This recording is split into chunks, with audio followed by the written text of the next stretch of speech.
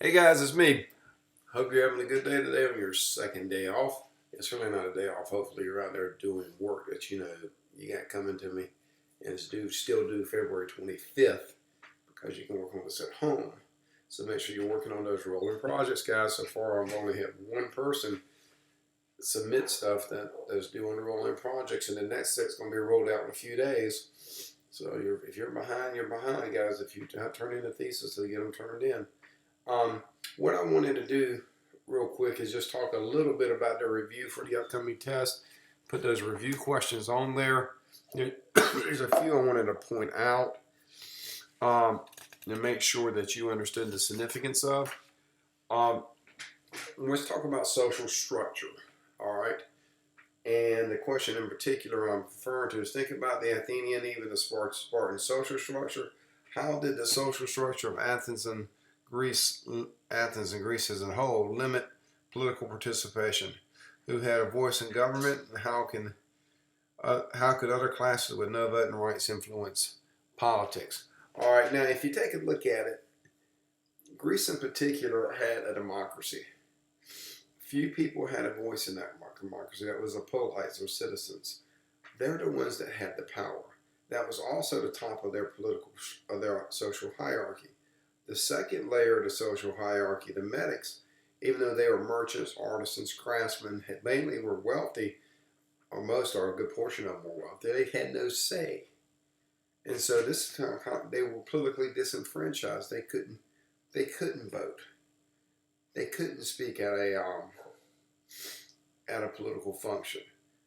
But how do you satisfy the needs of the medic class who were merchants who had clearly political needs? How would the medics, the second class, influence politics? Well, if you think about, link it to today, how do businesses influence politics today? Well, they go up there and talk to the politicians. Sometimes they hire a lobbyist or something like that today, but they can go out and lobby the politician for what they want. And it was the same thing in ancient Greece. The medics couldn't go up and vote. They couldn't go to the assembly and vote. They couldn't vote on the law. They couldn't take an official position in the government. But a medic could go up to a citizen when he's at his shop saying, hey, would you think about this when you are voting? This is the way I feel about it. So therefore, the medics could influence the polites and what's going on in politics, but they could not vote. And it's sort of like if you think of what we see today in Washington, you have business and other groups trying to, get their point of view on stuff to politicians. They're doing it by meeting them. They're doing it through campaign rewards or whatever. Same thing in ancient Athens. The medics or the business class could go up to a citizen and say, hey, would you think about this? This is what I think about. So they did have an unofficial presence in the government through this perceived influence, but they couldn't vote on their own. Sparta's the same way. Sparta had an elite class, the elite Spartan citizens. You had to be born a Spartan. You had to survive all those tests, not get thrown off the cliff. And but still, only the Spartan citizens, which are generally the warriors, could vote. But Spartan also had a business class who had business needs, and they probably had the same thing where if the businessmen needed something, they'd go out to a citizen and say, hey, would you think about proposing this? But remember, Spartans' governmental structure is different. It's more authoritarian. The assemblies and everything did not have as much to say about what happened in government. Okay, make sure you understand that concept of political disenfranchisement. You can look that up if you didn't understand what I just went through talking about it. But basically, when you're politically disenfranchised, you don't have the right to participate in politics. Your rights are reduced. Know what an ethnic conflict is, ETHNIC, and how that relates to Athens and Sparta. And this is a part of Athens and Sparta that you don't hear too much of, one being Ionian and one being Dorian. But make sure you can apply that, guys. And one thing I want to discuss, when I told you guys in class, one of my favorite quotes from Greek history is that talking about the role of citizens in government. And the statement goes that Pericles said at a speech that in our society, an Athenian citizen who does not participate in politics is considered useless. Well, why did they have that view? I mean, think about it. What he's saying, even though you're a citizen, if you do not participate in politics, you are useless. So why do they have that view? Where did that view come from? How did that view develop? How did the view develop? If you do not participate in the government, you are considered useless. Now think about our view today if you don't vote. We don't necessarily consider that person useless. Maybe they're not doing their civic duty because they have a duty to vote. But we won't go around saying you're useless. Generally speaking, most people wouldn't. But the thing is this, in that time period in Greece, you were. What's the difference in ancient Athenian democracy and our present democracy? Well, that's what it comes down to. And when you take a look at it, why they can have that view that a person is useless if they do not vote is their democracy was a small democracy. Think about it. Athens at its height probably had 200,000 people in it or close to it. Out of those 200,000, probably 20,000 could vote. So you have a very, very small voting population. And when you have that small voting population, you can have personal responsibility and personal liability when you do not partake, because you can notice what's going on. I think Athens was a small democracy, and also it was a direct democracy. That means that everybody in that citizen in that society was responsible for running the government. The government was run by the people. It was directly run. It was a direct democracy. Whereas in our democracy, it's a republic or an indirect democracy. We elect people to make decisions for the government. Now this puts the people vote. We vote for representatives. Representatives vote on laws. We don't vote directly on law. So we have a little barrier between us and law, which maybe reduces some of the responsibility for, partaking in democratic votes and whatnot. But what it comes down to is that Greeks were so serious about their democracy that they would consider you useless if you did not vote. The reason for that, Greece was a small democracy. Greece was a direct democracy. The people themselves ran the government. Remember the upside down triangle. Okay? In our present day democracy, we elect people to run the government for us. We're a larger democracy. When you have a larger democracy, it's harder to hold individual people accountable. 20,000 people, plus or minus, in the Athenian democracy, a couple of million in our own democracy. Which one will be easier to hold accountable for individual action politically? Now, some of the stuff you need to think about. Also, this is important. Along the same lines, I want you to think about citizenship. How do you get to be a citizenship and just a citizenship? How do you get to be a citizen in just about any Greek city-state? And virtually, you got to be born into it from, say, one Athenian parent makes one Athenian baby. And that's how you can. You can't be an Athenian parent, a Spartan parent. Got to be a Metic or somebody, or one of the upper classes. And so, the concept of citizenship in Greece was not universal. Not many people recognize this. They're talking about citizenship in Greece was very stingy. They just didn't call you an Athenian citizen. You had to be born into it. You weren't just a Spartan because you lived there. You were a Spartan because you were born into it from two Spartan parents. That's different from our concept of citizenship today. You can become an American citizen in many different ways. You can be born here, you take a test, you can have a parent who's a citizen.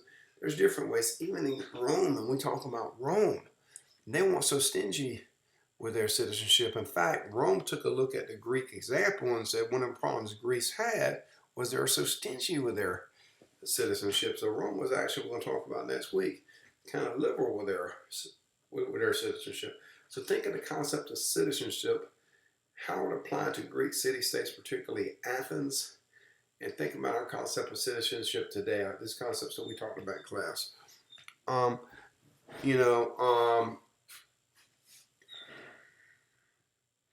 And also, I want you to take a think about this, and these are the broader questions I'm asking here, is what prevented Athenian greatness?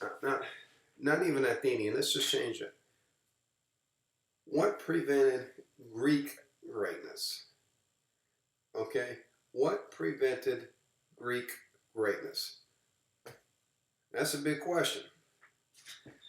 And it's going to require you taking everything that we've studied up to this point and putting it together. Because there's several different ways you can approach the answer. I mean, was Greek truly great society? It was.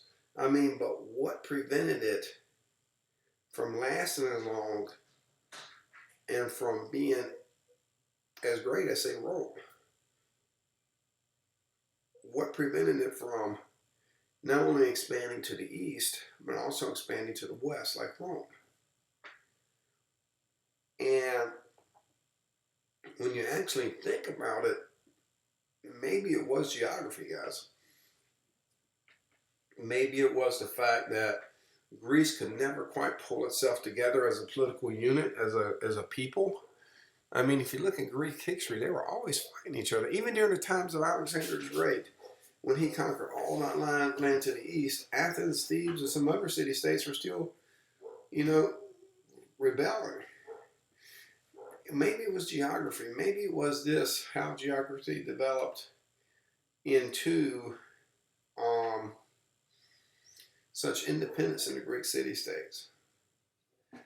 And let's think, maybe you should think about that and see if that's the case. And there's several different answers you can give to that. All right. There's several different answers you can get that, but what prevented it from being truly a great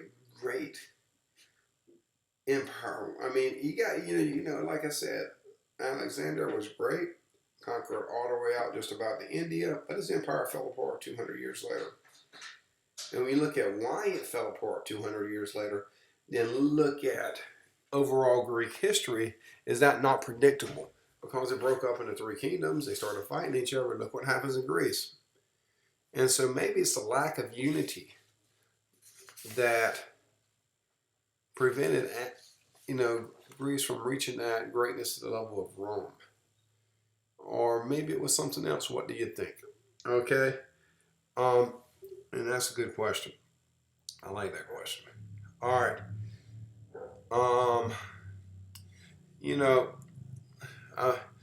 Also, you should be able to tell me what a Confucian or a legalist scholar would think of Athens or Spartan society. What would John Locke think? We're aware of what a polis is in the history of the polis. A polis is a city-state. It grew from the Acropolis. Make sure you understand that. Review your Buddhism, and be aware of what the period of war in states in China was. Be able to contrast just about any civilization we have studied with each other or with Greece. And now, here's a concept, and this concept's usually not brought up till much, much, much later in history. But I want to bring it up now because you can apply it here. It's called the balance of power. We've talked about this balance of power. Balance of power is when you have several, say, two competing states, let's say Athens and Sparta. Now, along as the states, four-wheelers outside, along as the states are equal in power, they can live in relatively peace. But what happens when one state gets a little bit more power than the other one? Then the other state gets paranoid, and that's when fighting results. And you see this at first, I think one of the first examples you see this in is Greek history, dudes. Because when you take a look at what happens, in Greece, everything's fine and dandy between Athens and Sparta. I'm not fine and dandy. They don't like each other and all that, but they're not killing each other at the same time. Until what? Until the victories in the Persian War by Athens. That makes Athens more powerful, and they lose that balance of power in the Peloponnesian War's result. Compare this to the Cold War, where the balance of power between Russia and the United States with nuclear weapons, I mean, just about equal. They fought some side conflicts, but never directly against each other. You also see this balance of power during World War One, right before World War One in the alliance system. What happens when one got to one more powerful than the other? Fighting resulted. But let's think of the concept of balance of power. What happened when the balance of power was tilted in favor of one nation over the other, and how it got to be tilted. You should be able to compare and contrast all the religious structures we have talked about up today. Know geography of Greece. Man, you should know the geography of Greece. Tell me the impact of how it impacted development of their civilization. It led to colonization. What is the significance of Egypt's Alexandria? Not only on the basis of cultural diffusion, but also on the basis of what was discovered there, as far as medicine and all that. Know how Rome eventually became involved with Greek affairs. And we talked about that in class. And I think that's going to be it, guys. It's going to be probably, I'm thinking, probably about 6 to 7 discussion, maybe one essay with some of those little multiple choice things I like so much, where you just select the multiple choice, but it's really not. You got to explain the answer. You get like 0.5 for the selecting the right A, B, or C, but 4 points for the rest of the question. I kind of like those. And so I'll probably make that thing up today or tomorrow. When you come to class, hopefully tomorrow, Thursday, we will review the economics. We will review the test, and I'm looking for the test on Friday. You've had 2 all day to study here, guys, trapped in your room. Hopefully you're not playing Xbox all day. Anyway, shoot me a blog, comment on my blog if you got a question. Guys, be looking over this. I can see how many hits these videos get, and not that many considering that you're at home and and it's icy outside and all that stuff. So please take advantage of it. And got questions, guys, shoot me an email, leave a comment on the blog. Nice seeing you. You take care, and I'll talk to you later.